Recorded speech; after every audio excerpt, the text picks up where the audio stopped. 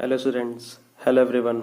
आपने मेरे first lecture में जो कक्षा 12 के यूनिट 6 से था रिप्रोडक्शन इन ऑर्गेनिज्म उसको देखा होगा। उसमें जो कोई भी प्रॉब्लम हो आप कमेंट बॉक्स में जाकर कमेंट कर दें, आपको उसका आंसर मिल जाएगा। हम लोगों ने फर्स्ट लेक्चर में रिप्रोडक्शन की डेफिनेशन पढ़ी थी और टाइप्स ऑफ रिप्रोडक्शन पढ़े थे। टाइप्स ऑफ रिप्रोडक्शन में asexual reproduction, vegetative reproduction and sexual reproduction. आज हम लोग एसेक्सुअल रिप्रोडक्शन के टाइप्स को डिटेल करेंगे। आपने फर्स्ट लेक्चर में एसेक्सुअल रिप्रोडक्शन के भी टाइप्स देखे थे, जो फिजन था, फ्रेगमेंटेशन, बडिंग एंड स्पोरुलेशन। ये 4 प्रकार के एसेक्सुअल रिप्रोडक्शन थे। आज के वीडियो में आप इन्हीं चारों पर डिटेल लर्निंग करेंगे। तो आइए देखते हैं asexual reproduction and its types.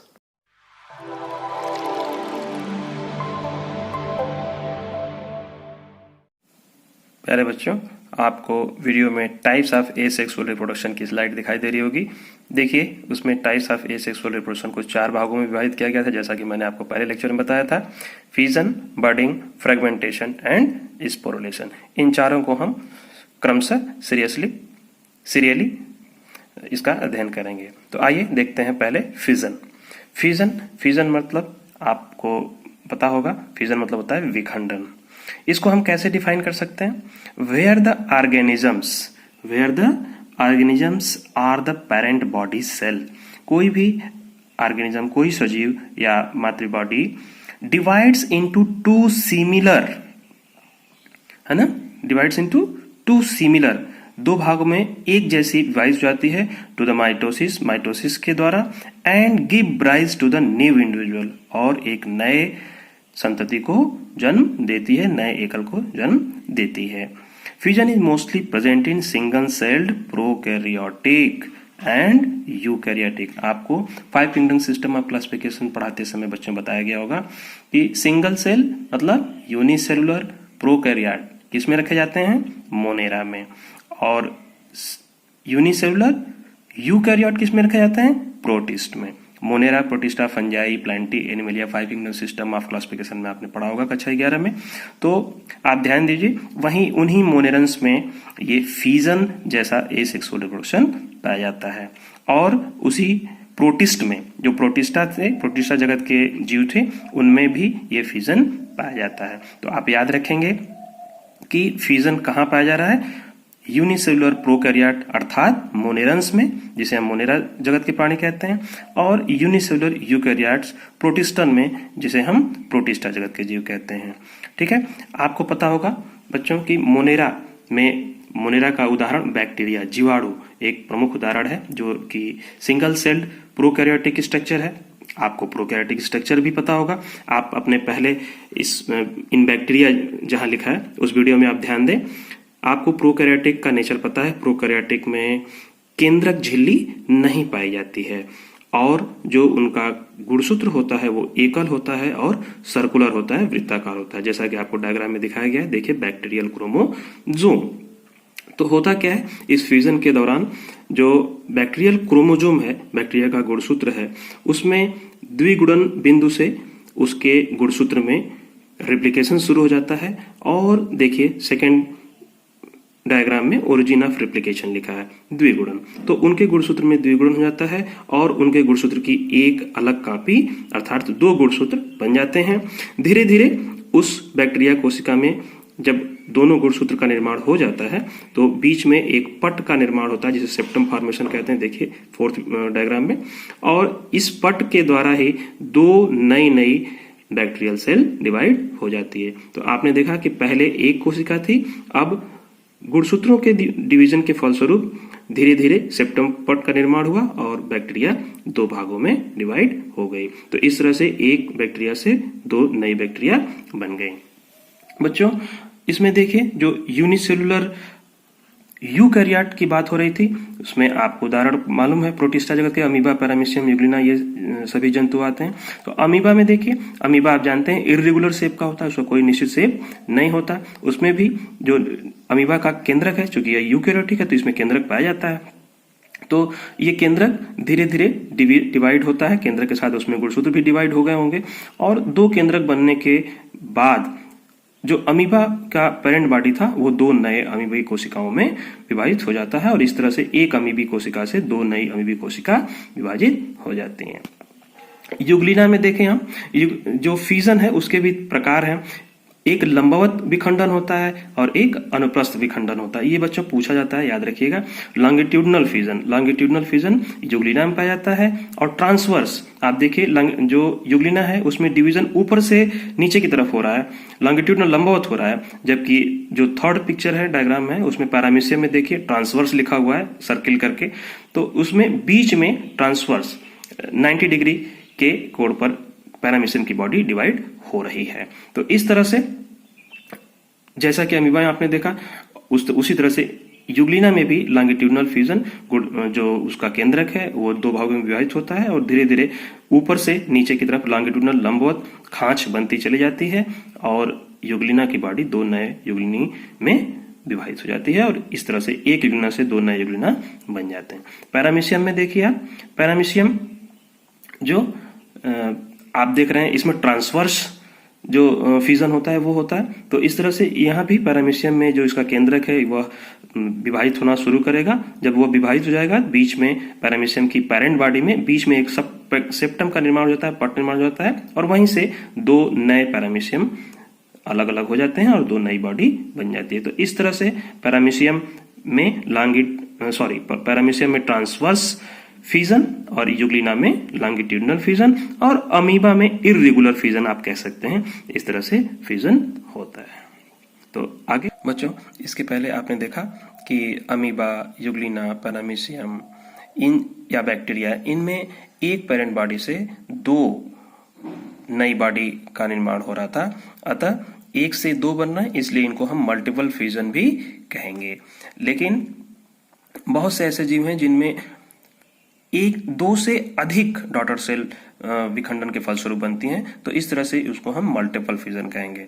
तो मल्टीपल फ्यूजन को हम डिफाइन कर सकते हैं, process of asexual reproduction, asexual अलैंगिक जनन की ऐसी प्रक्रिया जिसमें कि दो से अधिक इंस्टेड ऑफ टू, मतलब दो के बजाय, दो के अतिरिक्त मेनी डॉटर सेल, ढेर सारी पुत्री कोशिकाएं या संतति कोशिकाएं प्रोड्यूस्ड बन जाती हैं फ्रॉम द पेरेंट सेल, मातृ कोशिका से बन जाती हैं।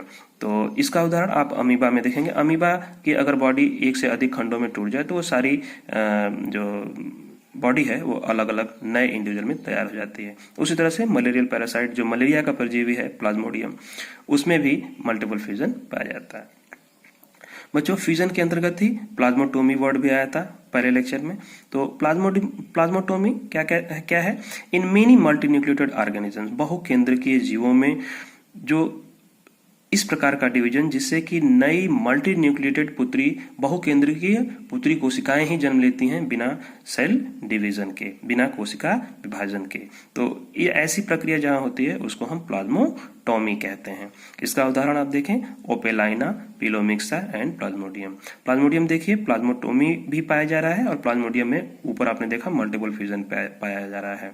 तो इस तरह से आपने देखा मल्टीपल फ्यूजन और प्लाज्मोटोमी। प्लाज्मोटोमी बच्चों कंपटीशन में अक्सर पूछा जाता है, तो इसलिए आप बहुत ध्यान से इसको याद रखेंगे कि प्लाज्मोटोमी है क्या और ये कहाँ पाया जाता है। तो आप ध्यान दीजिए, ओपेलाइना, पिलोमिक्सा एंड प्लाज्मोडियम। ओके बच्चों, एसेक्सुअल रिप्रोडक्शन का दूसरा टाइप्स है बडिंग, जिसे हम हिंदी में मुकुलन भी कहते हैं।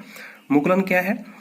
आप देखिए, इसको हम इस प्रकार से डिफाइन कर सकते हैं। In budding a new organism develops, एक नया जीव डेवलप वृद्धि करता है फ्रॉम एन आउटग्रोथ और प्रोजेक्शन, पेरेंट बॉडी में ही, मातृ कोशिका में ही उसमें एक निश्चित स्थान पे उभार बन जाता है, आउटग्रोथ बन जाता है। आउटग्रोथ मतलब बाह्य वृद्धि हो जाती है, जिसे हम बड भी कह सकते हैं। बड मतलब जैसे पौधों में कलियां लगती हैं, वही बड है, उसी तरह का। तो ये एक प्रोजेक्शन हो जाता है, बाहर निकल जाता है due to the cell division, किसके द्वारा? कोशिका विभाजन के द्वारा, एट पर्टिकुलर साइट, एक निश्चित स्थान पे। इस तरह से, इसलिए इसको हम बडिंग कहते हैं कि बड के नुमा को प्रोजेक्शन उभार निकल जाता है, इसलिए इसको हम बडिंग कहते हैं। बहुत बढ़िया एग्जांपल है हाइड्रा। आप डायग्राम में देखें, एक हाइड्रा आपको दिखाई दे रहा होगा। हाइड्रा में नीचे की तरफ देखें, एक छोटी कलिका नुमा संरचना उभार निकल के आया है। धीरे धीरे यह कलिका बड़ी होती है और अपने पेरेंट बॉडी से अलग हो जाती है और यह अलग जो कलिका है एक नया हाइड्रा को जन्म देती है। उसी तरह से आप ईस्ट जो फंजाई है, कवक है, जिसे हम खमीर भी कहते हैं, उसमें भी ये बडिंग पाई जाती है। एक पेरेंट बॉडी है, देखिए आप, उस पेरेंट बॉडी में एक छोटा सा बड बाहर निकला हुआ है और धीरे धीरे बड ये दो नए ईस्ट कोशिकाओं में विभाजित होता है। तो इस तरह से जो बडिंग है, बड कली से ही बडिंग वर्ड बना है, जो बड मतलब कली होता है, जैसे पौधों में कलियां लगती हैं, उसी तरह से बडिंग जो है पेरेंट बॉडी में हाइड्रा और इसमें नीचे उभार एक आउटग्रोथ हो जाता है और वो आउटग्रोथ बाहर निकलकर एक नए बॉडी को निर्माण करता है। उसी तरह से जो इसका थर्ड टाइप है फ्रेगमेंटेशन। अब देखिए, फ्रेगमेंटेशन और फ्यूजन लगभग एक ही जैसा है, बट इसको नाम अलग अलग दिया गया है। तो ऐसा इसलिए क्यों किया गया है, इसको आप बहुत बारीकी से समझेंगे। फ्यूजन में भी वही होता है जो फ्रेगमेंटेशन में होता है, लेकिन फ्यूजन हम मोस्टली यूनिसेलुलर ऑर्गेनिज्म में खंडन के लिए प्रयोग करते हैं और फ्रेगमेंटेशन बहुकोशिकीय जीवों में खंडन के लिए करते हैं। देखिए, मैंने फ्रेगमेंटेशन में ब्रैकेट में लिखा है इन मल्टी सेलुलर ऑर्गेनिज्म, मतलब बहुकोशिकीय जीवों में। तो फ्रेगमेंटेशन क्या है, ध्यान रखिएगा, मल्टी सेलुलर ऑर्गेनिज्म में हो रहा है, वहां पे वो मोनेरा और प्रोटिस्टा में हो रहा था, लेकिन यहाँ पे बहुकोशिकीय जीवों में हो रहा है। तो फ्रेगमेंटेशन क्या है, इसको हम कैसे डिफाइन कर सकते हैं, is a type of asexual reproduction. ये सभी एसेक्सुअल रिप्रोडक्शन के टाइप्स हैं। वेयर एन ऑर्गेनिज्म, जहां पे एक कोई जीव स्प्लिट्स, टूट जाता है, विखंडित हो जाता है, अलग हो जाता है, इनटू फ्रैगमेंट्स, खंडों में, छोटे छोटे खंडों में, इन फेवरेबल कंडीशन। याद रखिएगा, बहुत इंपॉर्टेंट चीज है कि फ्रेगमेंटेशन कब होता है।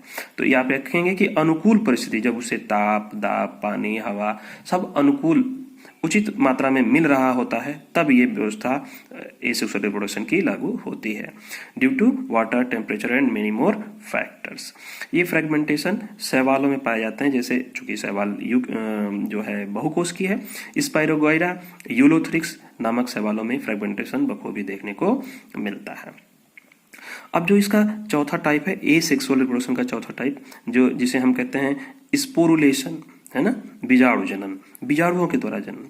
तो अब देखिए, फ्रेगमेंटेशन और स्पोरुलेशन में क्या है, refers to the formation. Sporulation क्या कह रहा है, ऐसा निर्माण किसका, ऑफ स्पोर्स, बीजाणुओं का, फ्रॉम वेजिटेटिव सेल्स, बॉडी जो कायिक बॉडी है उससे बीजाणुओं का निर्माण हो रहा है ड्यूरिंग अनफेवरेबल कंडीशन। मतलब जब हार्श कंडीशन होती है, प्रतिकूल परिस्थिति होती है, उन्हें ताप, दाब, पानी, हवा कायदे से नहीं मिल रहा है, या बहुत ज्यादा ठंडा पड़ रहा है, या बहुत ज्यादा ताप पड़ रहा है, तो इस कंडीशन में जो मल्टीसेलुलर बॉडीज हैं वो क्या कर लेती हैं, बीजाणु निर्माण कर लेती हैं।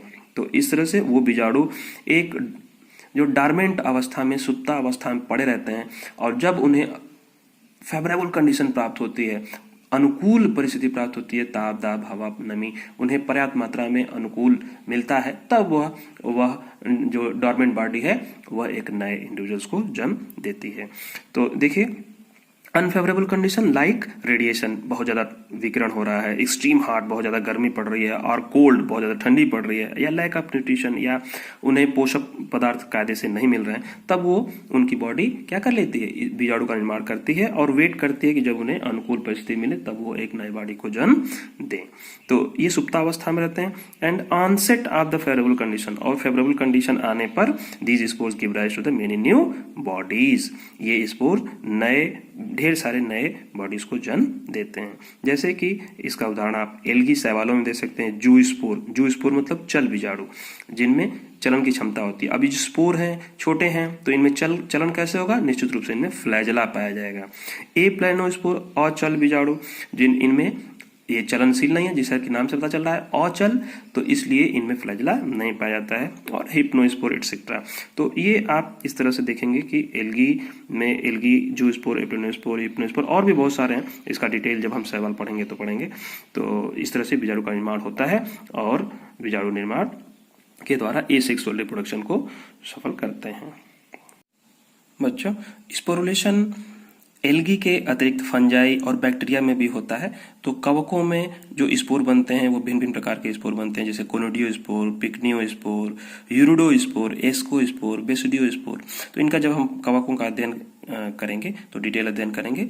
इस तरह से ये भी एसेक्सुअल रिप्रोडक्टिव बॉडीज हैं जो स्पोर के द्वारा एसेक्सुअल रिप्रोडक्शन में सहायता प्रदान करते हैं।